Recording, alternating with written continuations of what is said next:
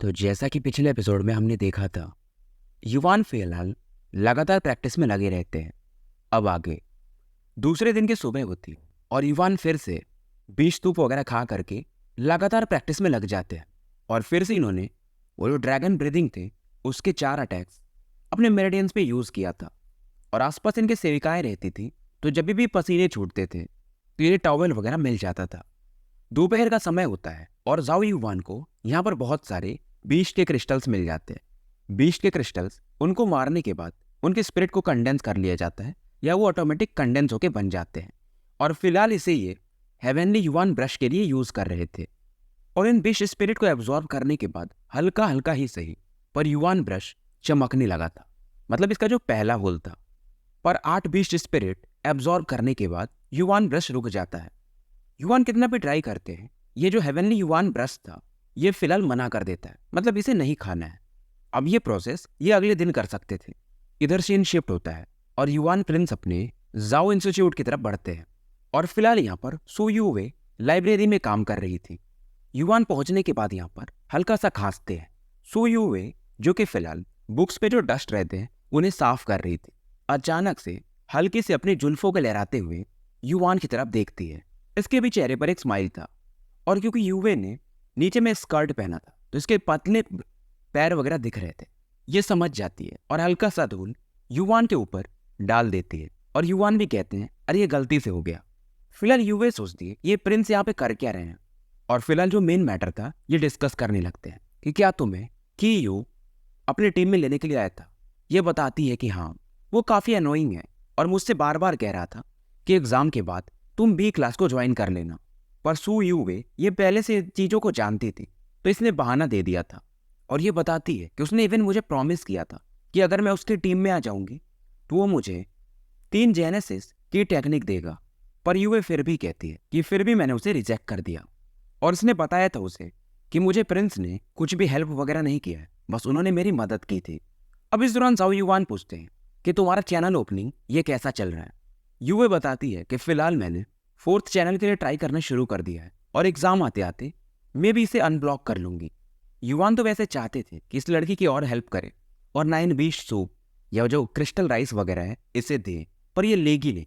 और इसे अब ये मेन मुद्दे की बात बताते हैं कि हेडमास्टर चू ने कहा था कि कुछ भी हो जाए तुम्हें ए क्लास में ही एंटर करना है।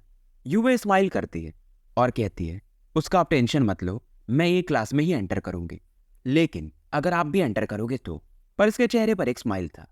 हालांकि ए क्लास में एंटर करने के लिए टॉप 10 में आना जरूरी है, पर जाओ युवान क्या ये आ पाएंगे, ये खुद इस बात से चिंतित थी।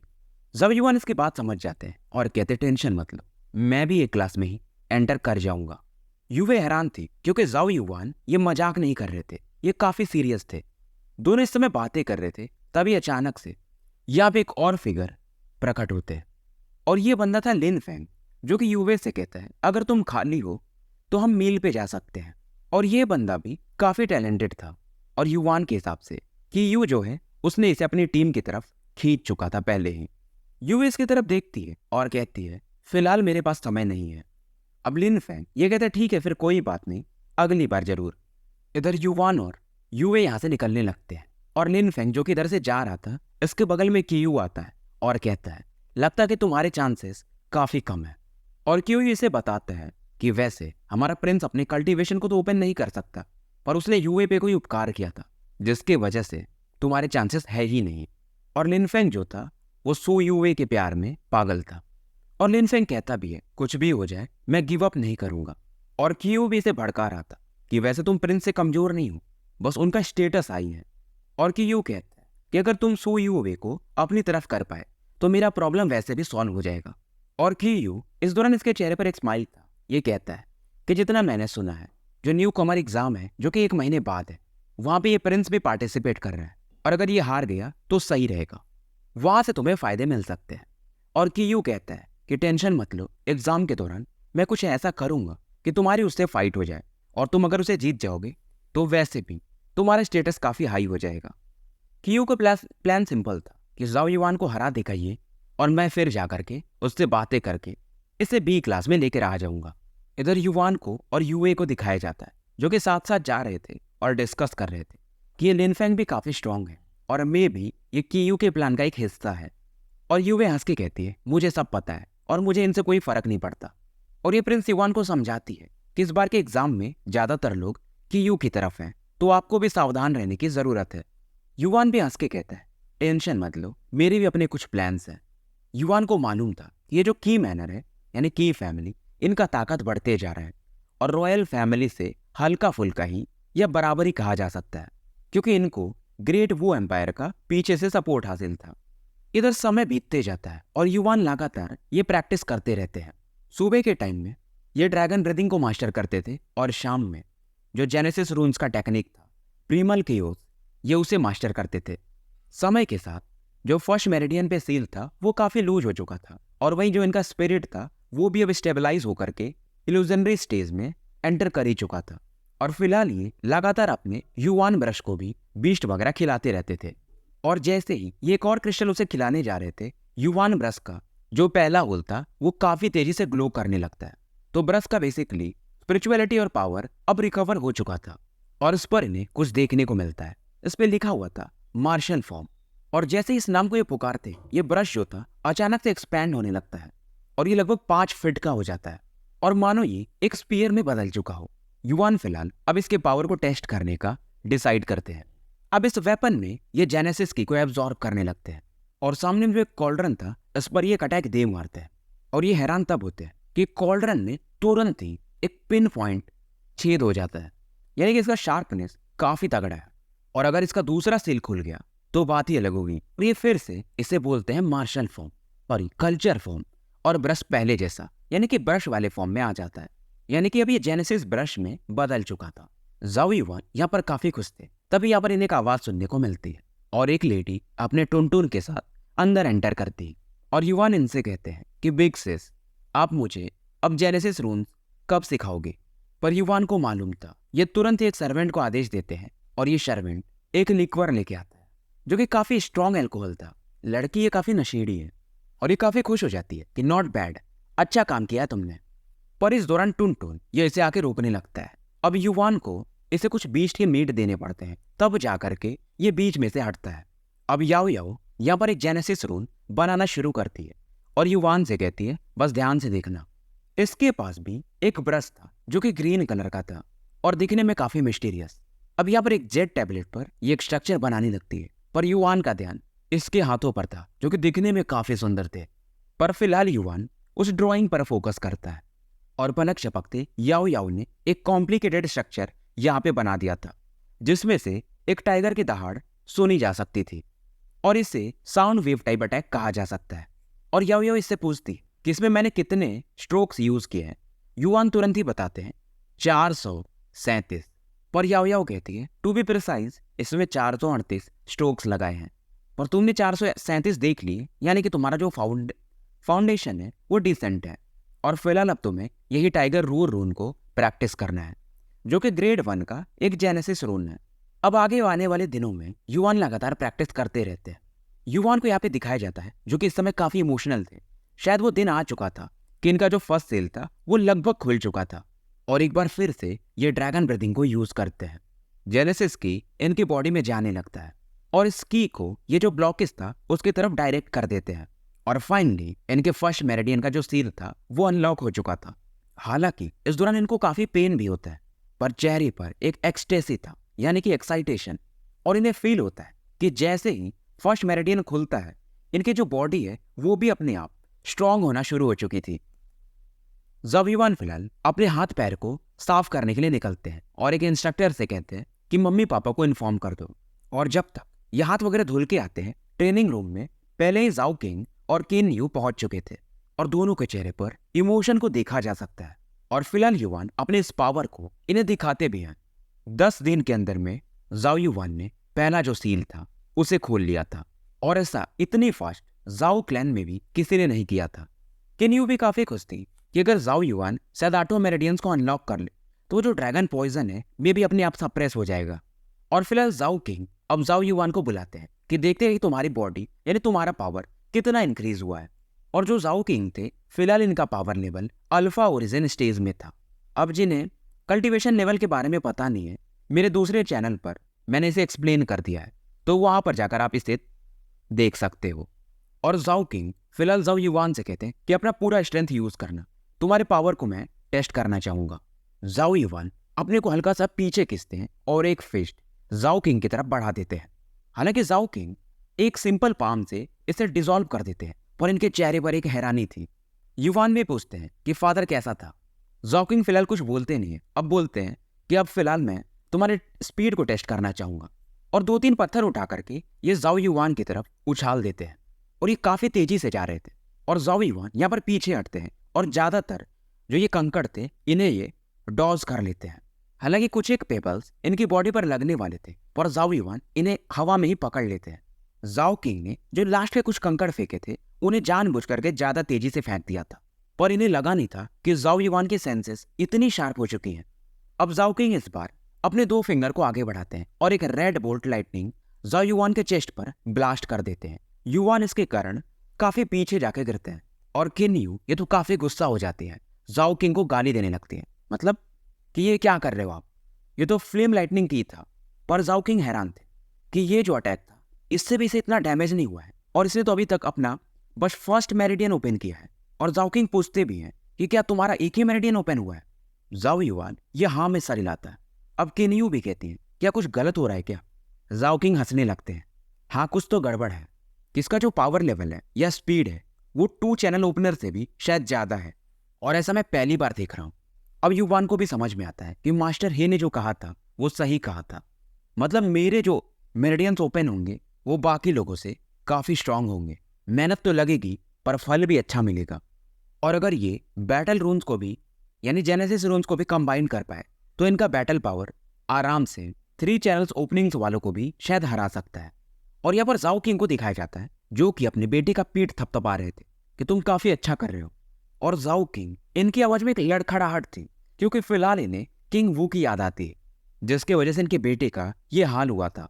और इनका भी जाओ युवान भी समझ रहा था और जाओ किंग को भी अब एक आशा की किरण दिख रही थी जाओ युवान के अंदर में। और जाओ युवान भी फिलहाल सोच रहे थे कि बस सेकंड मेरिडियंस खुल जाए तब ये आराम से टॉप 10 किया, शायद पहला रैंक भी मे भी ट्राई कर सकते। और फिलहाल इनके फादर अब ये बोलते क्योंकि तुम्हारा फर्स्ट मेरिडियन खुल चुका है तो तुम्हें अब जेनेसिस टेक्निक ट्राई करना चाहिए, उससे तुम्हारे जेनेसिस की के पावर को अच्छे से यूटिलाइज किया जा सकता है। और पलक झपकते जाओ किंग के आदेश पर बहुत सारे जेनेसिस टेक्निक जाओ युवान को मिल जाते हैं। और इनमें जो सबसे पावरफुल था वो था एक यूनिवर्स ओरिजिन फिस्ट और दूसरा था शैटरिंग फिस्ट, और ये दोनों मिड ग्रेड के जेनेसिस टेक्निक थे। जाओ युवान फिलहाल इन दोनों के बारे में सोच ही रहे थे, तभी अचानक से इनकी नज़र दूर पे जाती है जहाँ पे याओ याओ खड़ी थी और ये कहती है ये दोनों टेक्निक्स काफ़ी नॉर्मल हैं। युवान हंस के कहते हैं यार मेरे लेवल के हिसाब से मिड ग्रेड के टेक्निक्स है, इससे क्या ही टफ हो सकता है। याओ याओ कहती है मतलब तुम्हें जेनेसिस टेक्निक सीखना है ताकि तुम जेनेसिस की को अच्छे से यूटिलाइज कर पाओ। याओ याओ हंस के कहती है लेकिन तुम्हारे पास इससे भी खतरनाक टेक्निक्स पहले से हैं, तुम्हें इनकी ज़रूरत ही नहीं है। युवान को समझ में नहीं आ रहा था कि ये कह क्या रही है। और याओ याओ कहती है लगता है तुम सच में बेवकूफ़ हो। युवान को लगता है पूरा जो ड्रिंक था ये कर चुकी है और उसका कोई फ़ायदा नहीं हुआ। अब याओ याओ इसे बताती है वो जो 98 ड्रैगन फॉर्म है वो उसी के लिए यूज़ किया जाता है, वो काफ़ी कॉम्प्लिकेटेड है।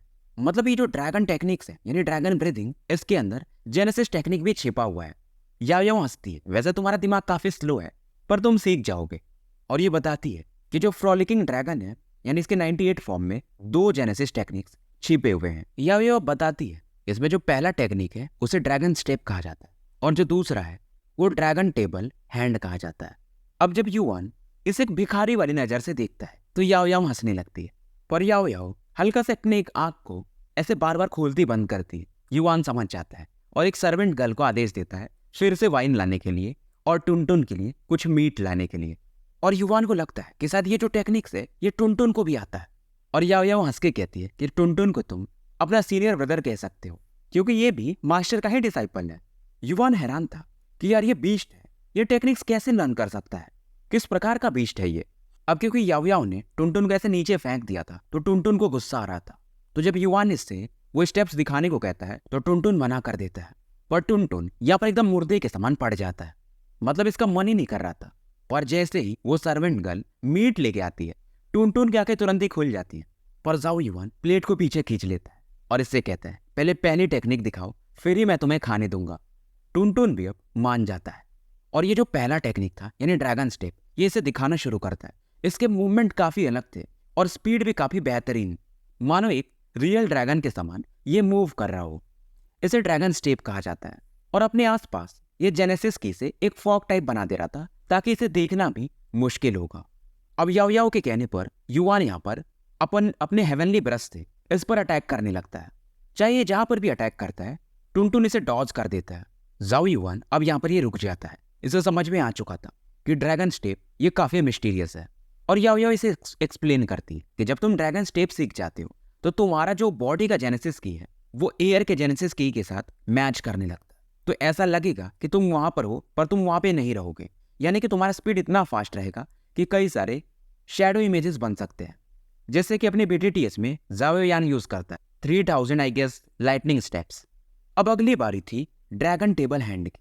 टुनटुन फिर से एक ऑरा यूज़ करता है और इसे ये ड्रैगन के क्लॉ में बदल लेता है और सामने का जो एक बोल्डर था पलक झपकते उसे डिसॉल्व कर देता है। यानी कि ये प्योर ब्रूटल फोर्स अटैक था और फिलहाल जो खाना था यह टुनटुन को दे देता है और दोनों टेक्निक्स ये सीखने में फिलहाल लग चुका था। हालांकि ड्रैगन स्टेप ये ज़्यादा मिस्टीरियस था और वही जो दूसरा अटैक था ड्रैगन टेबल हैंड, ये ब्रूट फोर्स का था, तो युवान को इसमें ज़्यादा दिक्कत नहीं होती है। इसे मालूम था कि जब ये सेकंड मेरिडियंस अनब्लॉक कर लेगा तो ये पावर और भी ज़्यादा बढ़ सकता है और एग्जाम में इसे डरने की ज़रूरत नहीं रहेगी। समय बीतते जाता है और युवान प्रिंस लगातार प्रैक्टिस में लगे रहते हैं। एग्जाम आने के 2 दिन के पहले का टाइम था और प्रिंस युवान ने अपना दूसरा मेरिडियन भी अनब्लॉक कर लिया था। इधर सीन शिफ्ट होता है और प्रिंस युवान यहाँ पर एक फ्लावर पार्क में घूम रहे थे और यहाँ पर भी ये ड्रैगन स्टेप को यूज कर रहे थे फास्ट मूवमेंट के लिए और खुद को हाइड करने के लिए। और समय के साथ इन्हें यह भी पता चल चुका था कि जो ड्रैगन हैंड टेक्निक है इसके 3 लेवल्स हैं। हालांकि इस दौरान इनके दिमाग में एग्जामिनेशन का भी टेंशन था कि कैसे भी करके टॉप 10 में तो एंटर करना ही है। इधर फाइनली एग्जाम का दिन आ चुका था और जाओ युवान भी अब फिलहाल अपने प्रैक्टिस फील्ड पर पहुंच चुके थे। यहाँ पर इन्हें सू यूवे भी देखने को मिलती है और बहुत सारे लोग इकट्ठा हो चुके थे और यूवे जैसे युवान प्रिंस को देखती है तुरंत इनकी तरफ भागी चली आती है। प्रिंस युवान भी हैरान थे क्योंकि जब सूवे आती है तो इनके आसपास एक जेनेसिस की देखने को मिलता है और ये पूछते हैं क्या तुमने 4th चैनल ओपन कर लिया। यूवे इसकी आंखें मानो चमक रही हो और बताती है कि कुछ समय पहले की बात है और आपको इसलिए पता नहीं चला क्योंकि आप इन दिनों इंस्टीट्यूट आते ही नहीं हो, मानो ये थोड़ा सा नाराज हो। युवान भी बताते हैं क्योंकि मैं अभी अपनी ट्रेनिंग में थोड़ा बिजी था। यूवे भी पूछती है तो आप कॉन्फिडेंट हो। युवान हंस के कहते हैं डेफिनेटली टॉप 10 तो मेरा ही है। अब ये सुन करके यूवे को भी थोड़ा अच्छा लगता है। अब इधर ये दोनों बातें कर रहे थे और बहुत सारे लोग ऊपर से या इधर उधर से इन्हें घूर रहे थे। कियो को भी यहाँ पर दिखाया जाता है जिसके चेहरे पर एक स्माइल था और एक सार्काज़म भी कि लगता है हमारे प्रिंस भी इस एग्जाम में कम्पीट करने वाले हैं, इनके अंदर दम तो है। और इसके बगल में वही लड़की खड़ी थी जिसके होंठ काफी चौड़े थे, ल्यूक्सी। ये कहती है कि जेनेसिस रून्स के दम पर कोई बंदा टॉप 10 में एंटर कर ही नहीं सकता। हालांकि ल्यूक्सी को अभी काफी गुस्सा आता था सू यूवे को देखकर क्योंकि इसकी जो पॉपुलैरिटी थी ये अब काफी कम हो चुकी थी। और इन दोनों के बगल में लिन फैंग भी खड़ा था जो कि यूवे को ध्यान से देख रहा था और इसे बिल्कुल भी अच्छा नहीं लग रहा था कि यूं तो समझ ही रहा था ये लिन फैंग के शोल्डर को थपथपाता है कि एग्जामिनेशन का टाइम है, तुम अपने बदले ले सकते हो। समय बीतता है और लगभग जो भी बच्चे थे कंपटीशन के लिए ये आ चुके थे। अब टीचर यहाँ पर बता देते हैं सबको कि तुम्हें एक एक लॉट निकालना है और जिसका नंबर मैच कर जाएगा उनका एक दूसरे से फाइट होगा। ऊपर में चू टियानयांग और बी क्लास के वाइस प्रिंसिपल यानी कि जू होंग ये लोग बैठे हुए थे।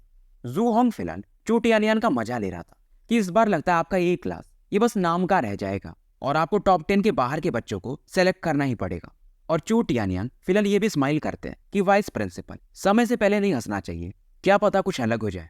पर जू होंग को कोई फर्क नहीं पड़ता है कि 2 साल से तो देख ही रहा हूँ सेम ही डायलॉग मारते हो। और फिलहाल चू टियानयांग बस एक ही चीज सोच रहे थे कि बस सू यूवे ये अच्छा परफॉर्म करे क्योंकि प्रिंस युवान से अभी इनको ज्यादा उम्मीदें नहीं थी। इन्होंने बस सुना था कि उनके 8 मेरिडियंस अब वापस आ गए, बाकी इन्हें भी कुछ नहीं पता था। और उस लेवल के हिसाब से प्रिंस युवान टॉप 10 में एंटर नहीं कर सकते और फिलहाल बस ये यही सोचते हैं कि प्रिंस बस कुछ मैच तक होल्ड कर लें, मतलब इज्जत बनी रहे। इधर युवान अपने लड़ी निकाल चुके थे और यूए भी दोनों काफी खुश थे कि सेम नंबर नहीं आया। यूए भी हंस के कहती है अगर सेम नंबर आता तो मैं बिल्कुल भी आप पे इजी नहीं जाती। युवान भी कहते हैं सेम मेरी तरफ से भी। अब पहला बैटल शुरू होता है। किन या वर्सेस लिू यिंग। दूसरा बैटल था चेन यू वर्सेस जाओ किंगशान। ऐसे करके ये बैटल्स शुरू हो चुके थे अलग अलग एरिनाज में। समय बीतते जाता है। 18वें बैटल का नंबर आता है जाओ युवान वर्सेस पे यून। और ये बैटल सुनते ही मानो कई लोगों के दिल बीच में एक बार को धड़कने से ही बंद हो गए हो। खास करके जाओ युवान का अपोनेंट पे यून है, जो कि काफी स्ट्रांग है, काफी नामी बंदा है, और इसने 3 मेरिडियंस चैनल्स खुद के खोल चुके हैं। लोगों को यही लगता है कि प्रिंस युवान पहले ही मैच में एलिमिनेट हो जाएंगे। यूवे का भी चेहरा फिलहाल काफी अगली था। युवान फिलहाल की यू की तरफ देखते हैं, जिसके चेहरे पर एक स्माइल था। इनको भी काफी गुस्सा तो था, पर फिलहाल ये खुद को शांत करते हैं और एरिना की तरफ मूव कर जाते हैं। इधर वो तीनों यानी लिन फेंग, लिू यी और की यू, ये तीनों काफी खुश थे कि थोड़ा तो मजा आना चाहिए, पर उम्मीद है कि कुछ एक राउंड्स टिक जाएंगे बैटल में। उधर हेडमास्टर के भी हाल सेम वैसे ही थे, ये भी काफी चिंतित थे। जाओ युवान भी सोच रहे थे शायद की यू का ये करा धरा है। पीयून की बातों से इन्हें यकीन भी हो जाता है। इधर ये बातें कर ही रहे थे, तभी वहां का ऑर्गेनाइजर घंटी बजा देता है कि शुरू करो। और पलक झपकते एक के बाद एक कई सारे फिस्ट वगैरह पेयुन जाओ युवान की तरफ बढ़ा देता है। पर जाओ युवान ये रुकते नहीं है, ये भी हेड ऑन इसकी तरफ बढ़ जाते हैं। पेयुन हंसने लगता है कि लगता है ये बंदा पहले ही मरना चाहता है। पर हैरानी तब होती है, इसके जितने भी अटैक थे जाओ युवान आराम से ब्लॉक कर देते हैं और वो अपनी जगह पे ही खड़े थे। पेयुन गुस्से में अब ये बोलता है सीधा 3 चैनल्स ओपन, यानी कि इसने तीनों चैनल्स एक ही साथ खोल दिए थे और इसका पावर यानी जेनेसिस की आसपास के एरिया में फैलने लगता है। पर जाओ युवान ने इसके पंच को हाथ में पकड़ के रखा था। जब तक ये मूव कर पाता, जाओ युवान अपने पैर में जेनेसिस की को चारों तरफ से लपेटते हैं और एक पंच चेस्ट पे इस किक से दे मारते हैं। और अटैक इतना पावरफुल था, हालांकि तीनों जेनेसिस की इस बंदे ने यूज कर लिए थे, पर ये काफी पीछे जाकर के एरिना के बाहर गिरता है और खून की उल्टी करने लगता है। लोग जो भी पहले ये सोच रहे थे कि प्रिंस युवान एलिमिनेट हो जाएंगे, इस माहौल को देखकर ये एकदम शांत हो जाते हैं और यही सोच रहे थे कि ये किक कितना पावरफुल था कि जो 3 चैनल प्रैक्टिशनर भी झेल नहीं पाया। यूवे इसका मुंह तो खुला का खुला रह जाता है। उधर जो भी लोग हंस रहे थे, जैसे कि लिन फेंग वगैरह, अब ये शांत हो चुके थे। जैसा इसने सोचा था इन लोगों ने ठीक इसके विपरीत हुआ था। इन्हें समझ में नहीं आ रहा था कि जाओ युवान के आटो मेरेडियंस ये तो अभी भी छिपे हुए थे, ये अचानक से अनब्लॉक कैसे हो गए। कियू का मानना था कि शायद कुछ दिन पहले ही मे भी इसने अनब्लॉक किया होगा। सबसे ज्यादा गुस्सा लियू जी को आ रहा था, क्योंकि बहुत पहले इसने युवान को रिजेक्ट जो किया था। और प्रिंसिपल चू टियानियांग ये तो काफी खुश थे, शॉक्ड भी थे पर खुश भी थे। और जू होंग की हालत ये तो देखने के लायक थी, पर फिर भी ये टेंशन में नहीं था कि टॉप 10 को तो यही सेलेक्ट करेगा। प्रिंस युवान यहाँ पर एरिना से वापस आ चुके थे और इनकी यूवे से बात होती है और यूवे कहती मतलब आपने मुझे भी नहीं बताया। अब युवान कहते हैं टाइम ही नहीं मिला क्योंकि मैं लगातार ट्रेनिंग कर रहा था। पर इससे यूवे को खुशी नहीं होती और ये पूछती है कि आपने कितने चैनल्स खोले हैं। युवान बताते हैं कि फिलहाल 2। यूवे कहती पर मुझे विश्वास नहीं हो रहा कि आपने 2 चैनल्स में सामने वाले बंदे को, जिसके कि 3 चैनल्स खुले हुए हैं, एक ही अटैक में दूर फेंक दिया। अब युवान इसे क्या समझाए कि इनके दो चैनल्स हैं, वो बाकियों के शायद 4 चैनल्स के बराबर हैं। यूए भी अब समझ चुकी थी कि 2 चैनल्स, फिर आपके पास जेनेसिस रून्स भी हैं, मे भी आप आराम से अब टॉप 10 में एंटर कर सकते हो। ये भी अब आश्वस्त हो चुकी थी। अब अगला जो बैटल था सू यूवे का था और सामने वाला बंदा उसने बस 2 ही चैनल्स खोले थे, तो बैटल काफी जल्दी से समाप्त हो जाता है। जाओ युवान का अगला राउंड फिर से आता है, जाओ युवान वर्सेस शी यू।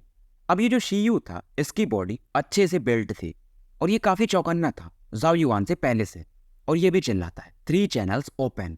पलक झपकते ये गायब होता है और जाओ युवान के सामने प्रकट होता है और इसके जो 5 फिंगर्स थे इसमें से जेनेसिस की बाहर निकल रही थी और एक ईगल क्लॉ बना करके ये जाओ युवान पर अटैक कर देता है। पर जैसे इसका अटैक जाओ युवान को हिट करने वाला था, जाओ युवान जहां पर खड़े थे वहां पे एकदम ब्लर हो जाते हैं और ये जो अटैक था इनके आर पार निकल जाता है। और इस मौके का फायदा उठाकर जाओ युवान एक पाम अटैक शीयू की तरफ दे मारते हैं। हालांकि शीयू जेनेसिस की से अपने चेस्ट के आसपास बैरियर बना चुका था, फिर भी ये काफी दूर जाके गिरता है। शीयू दोबारा से तैयार कर रहा था खुद को, पर अचानक से देखता है इसके सामने फिर से जाओ युवान प्रकट हो चुके थे और एक अटैक इसके फोरहेड की तरफ बढ़ाते हैं। शीयू तुरंत ही कहता है कि मैं हार चुका हूं। इसके फिलहाल पसीने छूटने लगे थे। अब यहाँ पर फिर से कियू, ल्यूक्जी और लिन फेंग को दिखाया जाता है। लिन फेंग भी कहता है यार ये तो बहुत फास्ट है, क्या ये वही प्रिंस है? और ये भी अब थोड़ा सीरियस हो चुका था और सबसे ज्यादा गुस्से में ल्यूक्जी थी और ये कहती है ये शीयू भी ये एक ट्रैश ही है। और कियू फिलहाल कहता है ये जो सामने वाला बंदा है यानी कि युवान प्रिंस, इसकी जो बॉडी है ये आराम से 4th चैनल प्रैक्टिशनर को भी मैच कर सकती है। और ये कहता है कि लिन फैंग अब हम तुम्हारे ऊपर ही डिपेंडेंट हैं। लिन फैंग भी कहता है कि टेंशन मत लो, वो मुझे नहीं हरा पाएगा। उधर चोटिया नियांग, उन्हें भी काफी हैरानी होती कि युवान की बॉडी 4th प्रैक्टिशनर के बराबर की है, लगभग यानी आसपास। बहुत सारे लोग जाओ युवान को घूर रहे थे, पर फिलहाल ये वापस आ चुके थे और यूवे फिर से इनकी तारीफ करती है। अब इस दौरान कियू की नजर फिर से जाओ युवान पर पड़ती है। दोनों एक दूसरे को कोल्ड लुक दे रहे थे, पर बाहर से फिर भी एक स्माइल दिखा देते हैं। हालांकि इस दौरान कियू ऐसा उंगली दिखाता है कि भाई औकात में रहे।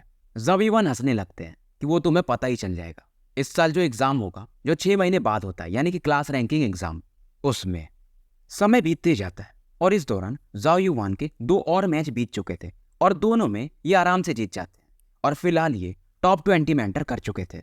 और फिलहाल सू यूवे का बैटल चल रहा था और फिलहाल सू यूवे ने एक टेक्निक मास्टर किया था जिसे कि जेड ब्रेकर फिंगर कहा जाता है। इसकी दम पर ये अपने अपोनेंट को हरा देती है, जो कि एक मिड ग्रेड का जेनेसिस टेक्निक माना जाता है। बहुत सारे लोग पैशनेटली इसे देख रहे थे, पर फिलहाल इसकी नजरें तो जाओ युवान की तरफ थी और ये आके पूछती है कि कैसा रहा मेरा बैटल। प्रिंस युवान भी इसकी तारीफ करते हैं कि तुम्हारी जो टेक्निक है जेड ब्रेकर, ये सच में काफी फॉर्मेडेबल है। इस दौरान बैटल फाइनली अनाउंस हो जाता है कि जाओ युवान वर्सेस लिन फैंग।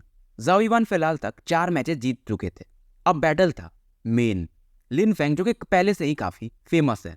अब ये नाम सुनते ही यूए को भी थोड़ी टेंशन होती है, क्योंकि लिन फैंग ने शायद अपने 4 मेरेडियंस ये पहले ही खोल चुका है। अब फिलहाल ल्यूक्जी को दिखाया जाता है। उधर दोनों बैटल एरिना में एंटर कर चुके थे और इसके चेहरे पर भी कोल्ड स्माइल था कि देखते हैं कि इस बार ये क्या करता है। क्यू भी स्माइल कर रहा था कि लिन फैंग इसे आराम से हरा देगा। इधर चूटियानिया ये तुरंत अपने गार्ड को आदेश देते हैं कि आज के एग्जाम के बाद जो फिलहाल ये जो बैटल्स के अरेंजमेंट में लगा हुआ है, यानी कि जो इन्हें करा रहा है, उसे फायर कर देना, क्योंकि ये समझ चुके थे कि बैटल जो भी अरेंज करवा रहा है वो की फैमिली से मिला हुआ है। अब ये बात सुन करके जूहोंग कहते हैं ये ज्यादा नहीं हो गया। चूटियानियांग कहते हैं तुम्हें भी मालूम है कि कुछ लोगों को कभी कभी सिखाना ही पड़ता है। हालांकि जूहोंग को गुस्सा तो आता है, पर ये कुछ बोलता नहीं है। अब इधर लिन फैंग ये प्रिंस युवान से कहता है कि योर हाइनेस आप सच में काफी सरप्राइजिंग हो। प्रिंस युवान कहते हैं फाइट करने के बाद तुम मुझे और भी ज्यादा सरप्राइज पाओगे। लिन फैंग भी हंस के कहता है ऑब्वियसली मैं देखना चाहूंगा। और इधर अनाउंस हो जाता है मैच बिगिन। अब दोनों फिलहाल लातों मुक्कों और घूसों में एक दूसरे से बात करते हैं और लिन फैंग ये काफी अग्रेसिव था। बीच में अचानक से 5 फिंगर वाले एक फिस्ट अटैक इनकी तरफ बढ़ा देता है और फिलहाल बैटल चलते रहता है, पर दोनों फिलहाल बराबर पर थे। इसीलिए लोग ज्यादा शॉक्ड थे कि 4 प्रैक्टिशनर चैनल वाले बंदे को भी प्रिंस युवान ये बराबर का टक्कर दे रहा है। लिन फैंग को भी इधर गुस्सा आ रहा था और ये अपने जेनेसिस की को और भी ज्यादा बाहर निकालने लगता है और एक फियर्स पाम विंड अटैक जाओ युवान की तरफ ये बढ़ा देता है। जाओ युवान यहाँ पर तुरंत ही अपने ड्रैगन स्टेप्स को एक्टिवेट करते हैं और लिन फैंग का हाथ इनके आर पार निकल जाता है। अब इससे भी समझ में आता है ये जो भी टेक्निक है ये काफी मिस्टीरियस है। अब इस बार एक मिड ग्रेड का जेनेसिस टेक्निक जिसे कि डेमन बोल स्टॉम्प कहा जाता है, उसे लिन फैंग यूज करता है, जिससे आसपास शॉक वेव फैलने लगते हैं। जाओ युवान ये भी इससे थोड़ा अफेक्टेड होते हैं और पलक झपकते, मतलब कुछ समय के लिए इनका जो बॉडी था मानो इस प्रेशर के कारण हल्के से समय के लिए फ्रीज हो जाता है। और लिन फैंग कहता है कि आपका समय हो चुका है। ये अपने 5 फिंगर्स को मोड़ता है और एक पंच जाओ युवान के चेस्ट की तरफ लाइक अ एंग्री लायन बढ़ा देता है। जाओ युवान अब ये भी बोलते हैं 2 चैनल्स ओपन। जेनेसिस की इनकी बॉडी से रिलीज होने लगती है। ये भी अपने हाथों को एक डिफेंसिव पोस्चर में, यानी कि सामने ऐसे क्रॉस लाके जो खड़ा किया जाता है ताकि सामने वाले पंच को ब्लॉक किया जा सके, ये वैसा कर देते हैं। हालांकि फिर भी जो लिन फैंग का फिश अटैक था इनको थोड़ा पीछे फेंक देता है, एरिना के लगभग किनारे पे। इधर यूए को दिखाया जाता है जो कि काफी एंग्जियस थी और गुस्से में कहती है ये लिन फैंग ये सच में काफी हरामी इंसान है। अब जाओ युवान कहते हैं कि तुम्हारे 4 चैनल्स का पावर ये सच में काफी फॉर्मेडेबल है। लिन फैंग कहता है अगली बार तो पक्का ग्राउंड से बाहर हो। पर जाओ युवान एकदम हीरो के समान एक कदम आगे बढ़ाने लगते हैं और लिन फैंग भी फील करता है एक फियर्स ऑरा को। और जाओ युवान कहते हैं अगला मौका अब तुम्हें मिलेगा ही नहीं। और मानो एक चीता के समान ये अचानक से आगे बढ़ते हैं। लिन फैंग इधर कहता है लगता है आप मरना चाहते हो, क्या आपको पता नहीं है कि मैं 4 स्टार प्रैक्टिशनर हूं। पर जाओ युवान कुछ बोलते नहीं है, ये सीधा आगे बढ़ते हैं। और फिलहाल लिन फैंग इसके जो 4 चैनल का पावर था इसे पूरा एकदम मैक्सिमम लेवल पे रिलीज कर देता है। वही जाओ युवान ये अपनी अलग अलग टेक्निक्स अब जेनेसिस रून्स को भी एक्टिवेट कर चुके थे। लाइट बॉडी रून ताकि स्पीड को बढ़ा सके, मेटल स्किन रून ताकि डिफेंस को स्ट्रॉन्ग कर सके, रैम्पेजिंग बोल रून ताकि शोल्डर वगैरह को एक फियर्स फोर्स के साथ भर सके। कियू और न्यूगजी जब इस सीन को देखते हैं तो हंसने लगते हैं कि लगता है हमारे पेरेंट्स को पता नहीं है कि लिन फेंग का जो मेन कैपेबिलिटी है वो अटैक नहीं है बल्कि डिफेंस है। और आज तक कोई भी 4 स्टार का प्रैक्टिशनर हमारे लिन फेंग के डिफेंस को तोड़ नहीं पाया है। इधर लिन फेंग अपनी ओरा से एक मिड लेवल का जेनेसिस टेक्निक यूज करके मेटल डेमन वॉल बना लेता है। यूए भी इस सीन को देख रही थी और इसका भी एक्सप्रेशन बदल चुका था। ये मेटल डेमन वॉल ये काफी स्ट्रांग माना जाता है और इसे जो भी टकराएगा उस पर ही बैकलैश आता है, यानी कि वो पीछे फेंक दिया जाएगा। लिन फेंग हंस रहा था कि प्रिंस अब तुम्हें मजा आएगा। ज़ाओ युवान इस शील्ड को देख चुके थे। अच्छा तो ये डिफेंस पे अपने इतना घमंड करता है तो मैं तुम्हें दिखाता हूं इसे तोड़ के। एक बार फिर से ज़ाओ युवान एक गहरी सांस लेते हैं और एक और जेनेसिस रून्स ये बनाने लगते हैं। लिन फेंग भी इस बार चौंक जाता है। ज़ाओ युवान इनका मुंह खोलता है और ये बोलते हैं ग्रेड 1 जेनेसिस रून, टाइगर रोर रून और एक टाइगर की दहाड़ काफी तेजी से उस डिफेंस की तरफ बढ़ती है और पलक झपकते ये जो मेम्ब्रेन था, मेटल वॉल था, मानो फ्रीज सा हो चुका था। और ज़ाओ युवान लिन फेंग के अब काफी करीब थे। पांचों उंगलियों को मुक्के के समान बदलते हैं और टेक्निक यूज करते हैं dragon table hand, shatter the mountain. और ये अटैक इतना फियर्स था कि पलक झपकते जो लिन फेंग का डिफेंस था ये टूट चुका था। लिन फेंग भी अब समझ चुका था और ये चिल्लाता है डर के मारे कि मैं हार मान चुका हूं। पर ज़ाओ युवान इनका अटैक आगे बढ़ चुका था और ये लिन फेंग के चेस्ट से जाके टकराता है। लिन फेंग एकदम उड़ते हुए काफी दूर जाके गिरता है। अब जो भी लोग थे अब तो ये पूरी तरह से शांत हो चुके थे। यूवे इसे खुद इस बार, पहले वाले तो ठीक थे पर इस बार वाले में विश्वास ही नहीं हो रहा था कि इतना पावरफुल पंच एक 2 स्टार के प्रैक्टिशनर का कैसे हो सकता है। और प्रिंसिपल टियानिया ये तो काफी खुश थे। अब इन्हें भी उम्मीद हो गई थी कि शायद ज़ाओ एम्पायर को कोई बचा सकता है। वहीं की यू और ल्यूक्जी इन दोनों के चेहरे फ्रीज से हो चुके थे। ये फिर से सोच रहे थे क्या ये वही प्रिंस है जो कुछ समय पहले एक तरह से लंगड़ा था, मतलब पावर यूज नहीं कर सकता था। लोगों को यही लगता है कि शायद ये बंदा अब राख से फिर से जन्म ले चुका हो मानो। तो स्टोरी यहीं पे समाप्त करते हैं और मिलते हैं फिर कल एक नए वीडियो के साथ। और जिन्होंने भी चैनल को सब्सक्राइब नहीं किया है वो याद से कर दें। और पुराने वाले सीरीज आपको मेरे ही चैनल पर प्लेलिस्ट मिल जाएगी, जैसे martial universe, the great ruler, flame emperor वगैरह।